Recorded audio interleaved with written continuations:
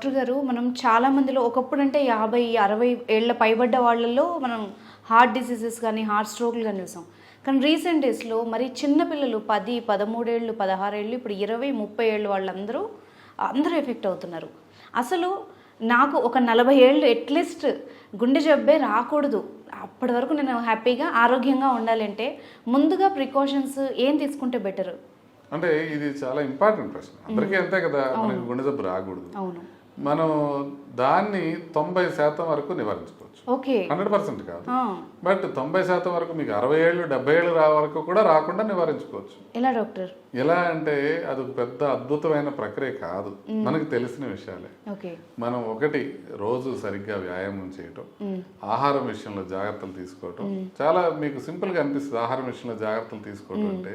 But ఇప్పుడు బయటకు వెళ్ళేటప్పుడు బాగా టైర్ అయిపోయినారు, బిర్యానీ తినేసి వెళ్ళిపోదాం అంటే తినేసి వెళ్ళిపోతాం, మనం ఆలోచించాం దాని గురించి. సో ఆహారం, ఆరోగ్యకరమైన ఆహారం తీసుకోవడం అంటే హోల్ ఫ్రూట్స్ కానీ గ్రెయిన్స్ కానీ ఇట్లాంటివి మనం బాగా తీసుకోవటం. ఎక్సెస్ కార్బోహైడ్రేట్ ఉన్న పదార్థాలు అంటే చాక్లెట్స్ కానీ, బిస్కెట్స్ కానివ్వండి, లేకపోతే స్వీట్స్ కానివ్వండి, ఐస్ క్రీమ్స్ కానివ్వండి, ఇవాళంటే అవాయిడ్ చేయటము. తర్వాత మనకి కార్బోహైడ్రేట్స్ అధికంగా ఉన్నాయి, కూల్ డ్రింక్స్ లాంటివి అవాయిడ్ చేయటం, మరీ ఎక్సెస్ ఫ్యాట్ ఉన్న సబ్స్టెన్సెస్ కూడా అవాయిడ్ చేయటం.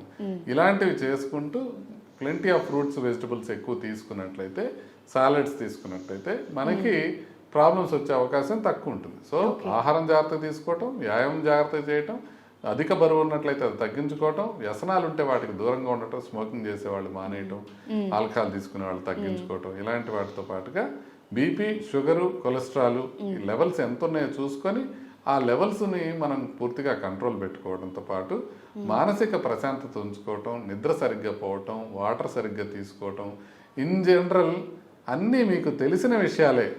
ఆరోగ్యకరమైన గుండెకి ఆరోగ్యకరమైన విషయాలు అని మీకు తెలిసిన విషయాలనే 100% పాటించినట్లయితే 90% వరకు మనకి ఏ ప్రాబ్లం రాకుండా ఉండే అవకాశం ఉంటుంది. అంటే మీకు తెలిసిన విషయాలు, నాకు తెలిసిన విషయాలు మనం గట్టిగా గనక పాటించినట్లయితే హార్ట్ ప్రాబ్లం వచ్చే అవకాశం చాలా చాలా వరకు తగ్గిపోతుంది. ప్రధానంగా హార్ట్ ప్రాబ్లం ఎందుకు వస్తుంది అని అంటే మనకు తెలిసిన విషయాలను మనం పాటించకపోవటం వల్లనే వస్తుంది. అవును డాక్టర్, ఇప్పుడు మీరు చెప్పిన విషయాలు ఎంత తెలిసినా కూడా ఏముందిలే, ఎంగేజే కదా, ఇప్పటి నుంచి ఎందుకులే అంత టెన్షన్ తీసుకోకు ఇలా అనుకుంటారు. నిజానికి ఒక మనిషి ఏజ్ నుండి పూర్తిగా మీరు చెప్పిన జాగ్రత్తలన్నీ పాటించాలి. అవునండి, ఇప్పుడు మీరు చిన్నపిల్లల్లో అసలు నడవడం అనేది ఉండదు, ఆడేవాళ్ళు ఆడతారు, ఆడని వాళ్ళు అసలు ఏం చేయరు. అవును, ఇప్పుడు కొద్దిగా బ్యాడ్మింటన్, క్రికెట్ ఆడుకునే వాళ్ళు ఆడుకుంటారు, లేని వాళ్ళు ఏం చేస్తారు, వాళ్ళు పోయి రోజు నడవరు కదా. నడిస్తే వాళ్ళు కూడా ఫ్రెండ్స్ కూడా ఏమంటారు, మీకేమన్నా 60 ఏళ్ళు వచ్చినాయా, ముస్లిం అయిపోయా, ఇప్పటి నుంచి ఎందుకు నడుస్తున్నావు అంటే చిన్నప్పటి నుంచే ఒక యాక్టివిటీలో ఎంగేజ్ అయి ఉండటం అనేది అవసరం. అది స్పోర్టింగ్ యాక్టివిటీ కావచ్చు, రెగ్యులర్ గా బ్రిస్క్ వాకింగ్. ఇప్పుడు అందరూ ఆడలేరు కదా, కొంతమంది ఆటలు రాని వాళ్ళు రెగ్యులర్ గా వాకింగ్ చేయడం, ఏదో ఒక ఫిజికల్ యాక్టివిటీకి రెగ్యులర్ గా అలవాటు చేసుకున్నట్లయితే, 20 years అప్పటి నుంచే అలవాటు చేసుకున్నట్లయితే ఏజ్ పెరిగే కొద్దీ కూడా ఏమీ వచ్చే అవకాశం బాగా తక్కువ ఉంటుంది.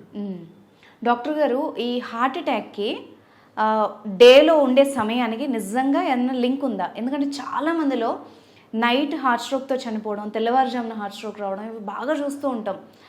నిజంగా టైమింగ్కి దానికి ఏమైనా రిలేషన్ ఉందా? యూజువల్గా తెల్లవారుజామునే హార్ట్ అటాక్లు ఎక్కువ వస్తుంటాయి. ఓకే, ఎందుకు అని అంటే కౌంటర్ రెగ్యులేటరీ హార్మోన్స్ అంటారు. అంటే మామూలుగా నిద్రపోతున్నప్పుడు హార్మోన్ లెవెల్స్ చాలా తక్కువ ఉంటాయి, అందువల్ల బీపీ తక్కువ ఉంటుంది, హార్ట్ రేట్ తక్కువ ఉంటుంది, సింపథెటిక్ నర్వస్ సిస్టమ్ అనేది బాడీలో ఉంటుంది, అది తక్కువ మోతాదులో పనిచేస్తుంటుంది. మనం ఎర్లీ మార్నింగ్లో మనని లేపి మనని డే మొత్తం చూడటానికి వీలుగా hormonal levels, sympathetic nervous system activate అవుతాయి. అవి పొద్దున పూట మనకి యాక్టివేట్ అయ్యేటప్పటికి పొద్దున పూట సహజంగా ఎర్లీ మార్నింగ్లో మన బీపీ పెరగడం, మనకి హార్ట్ బీట్ పెరగడం జరుగుతూ ఉంటాయి. సో ఈ హార్మోన్స్ ప్లస్ ఈ సింపథెటిక్ నర్వస్ సిస్టమ్ ఎక్కువగా ఉండటం వల్ల మనకి హార్ట్ ప్రాబ్లమ్స్ అనేది ఎర్లీ మార్నింగ్లో ఎక్కువ వచ్చే అవకాశం ఎక్కువ ఉంటుంది.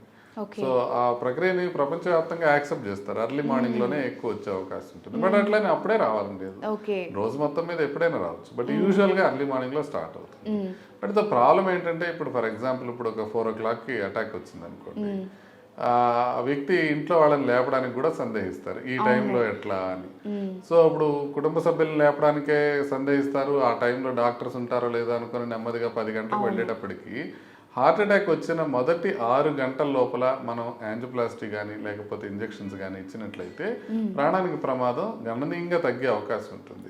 కానీ మీకు 4 గంటలకి ప్రాబ్లం వచ్చి 10 గంటల తర్వాత మీరు హాస్పిటల్కి వెళ్ళినట్లయితే ప్రమాదం చాలా చాలా ఎక్కువ ఉంటుంది. అంటే ఒకసారి 6 గంటలు గడిచిపోయి గుండె డ్యామేజ్ అయిపోయిన తర్వాత మనం ఎంత చేసినా కూడా పార్షియల్ రిజల్టే ఉంటుంది.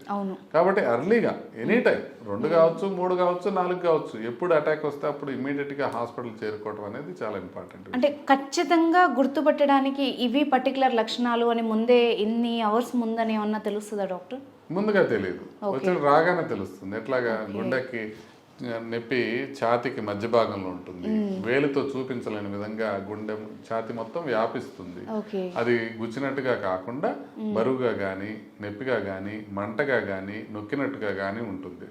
సో అది నడిస్తే 2 అడుగులు నడిస్తే ఎక్కువ అవుతుంటుంది, లేకపోతే తగ్గుతూ ఉంటుంది. దాంతో పాటుగా ఆయాసం రావటం కానివ్వండి, చెమటలు పట్టడం కానివ్వండి, లేకపోతే చేతికి పాకటం కానివ్వండి, బ్యాక్కి వెళ్ళటం కానివ్వండి, 2 దవడలకు రావటం కానివ్వండి, ఇలాంటివి జరుగుతుంటాయి.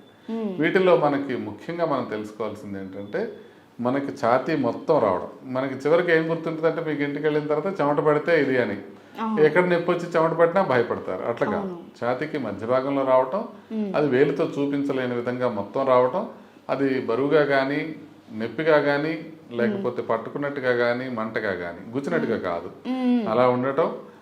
తర్వాత నడిస్తే ఎక్కువయ్యి ఆగిపోతే తగ్గిపోవడం. వీటితో పాటుగా మీకు చేతికి లాగటం కానీ, దవడలకు రావటం కానివ్వండి, వెనక్కి వెళ్ళటం కానివ్వండి, స్వెట్టింగ్ రావటం కానివ్వండి, ఆయాసం రావటం కానివ్వండి, ఈ లక్షణాలు కూడా దోహదపడతాయి.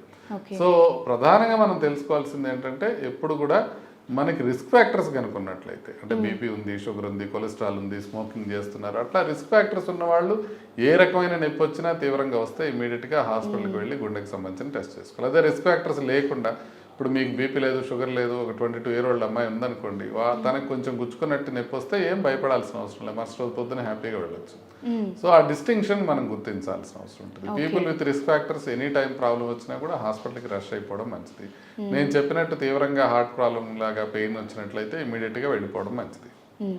డాక్టర్ గారు, మనము ఇప్పుడు ఈ మధ్యకాలంలో మార్కెట్లో చూస్తున్నాం, చాలా రకాల ఆయిల్స్ డిఫరెంట్గా తింటున్నారు, అండ్ జంక్ ఫుడ్ తింటున్నారు, మయోనీస్తో సహా, అంటే చీజ్ కానీ, నెయ్యి కానీ, ఏదైనా అన్నీ తింటున్నారు. నిజంగా ఇవి గుండెకి మేలు చేస్తాయా? నెయ్యి కూడా ఏ విధంగా మంచిది, లేకపోతే ఏ విధంగా గుండె జబ్బులు ఉన్న వాళ్ళు తినొచ్చా?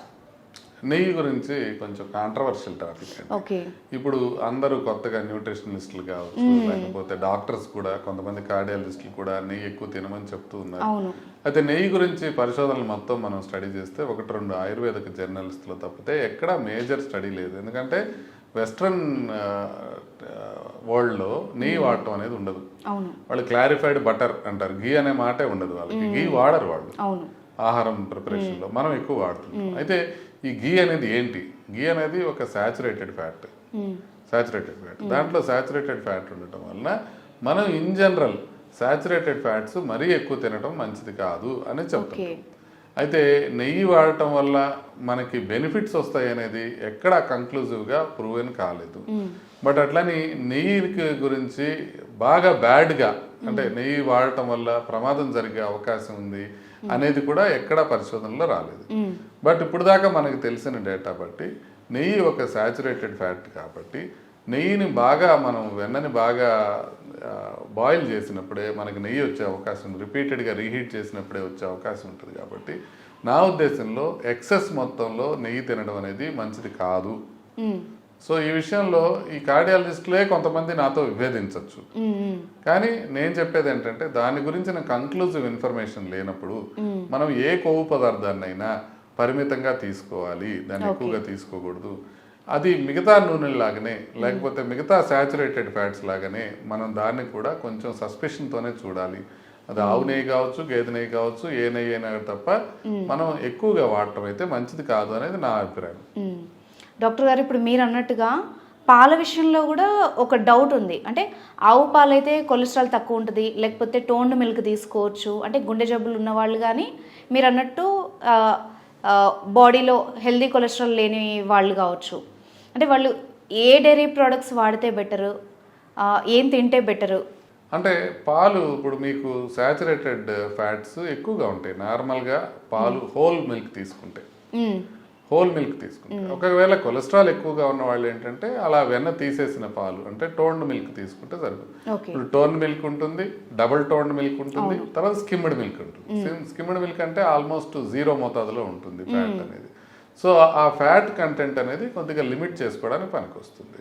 మనం ఎక్కువ ఫ్యాట్ తీసుకోవడం మంచిది కాదు. ప్రపంచంలో ఏదైనా ఖచ్చితంగా బ్యాడ్ ఫుడ్ అనేది ఏదైనా ఉంది అని అంటే అది high fat high carbohydrate food. అంటే బాగా అన్నం తినేసి ఇప్పుడు ఈ మధ్య అందరూ తినమంటున్నారు, ఫ్యాట్ ఏం పర్వాలేదు అంటున్నారు అని చెప్పి శుభ్రంగా మటన్ కానీ నెయ్యి వేసుకొని తినేసి కీటో డైట్లు. కీటో డైట్ అంటే కార్బోహైడ్రేట్ చాలా తగ్గిస్తారు. కార్బోహైడ్రేట్ బాగా తగ్గిస్తారు. 50 గ్రామ్సే తీసుకోవాలి కీటో డైట్ లో. సో అట్లా తీసుకోవడానికి కొంత పార్షియల్ బెనిఫిట్స్ ఉంటాయి. ఎట్లా మనకి వెయిట్ తగ్గిపోవటం కానివ్వండి, ఇలాంటి బెనిఫిట్స్ ఉంటాయి. లాంగ్ రన్ లో కీటో డైట్ తో కొంత మేరకు ప్రమాదం జరిగే అవకాశం ఉంటుంది అనేది కొన్ని స్టడీస్ చెప్తున్నాయి. ప్యూర్ స్టడీ లాంటి స్టడీస్ కొంతవరకు చెప్తున్నాయి. కాకపోతే మనకి ఇంకా తెలియదు కీటో డైట్ తో లాంగ్ టర్మ్ లో ఏ రకంగా వస్తుందని. కాకపోతే షార్ట్ టర్మ్ లో వెయిట్ లాస్ కు మాత్రం కీటో డైట్ పనికి వస్తుందని అయితే క్లియర్ గా తెలుస్తుంది వేరే స్టడీస్ లో. కాబట్టి కీటో డైట్ లో కొంచెం మనం మాడిఫై చేసేది ఏంటంటే కార్బోహైడ్రేట్ అంతా తగ్గించేసి ఫ్యాట్ తింటుంటారు.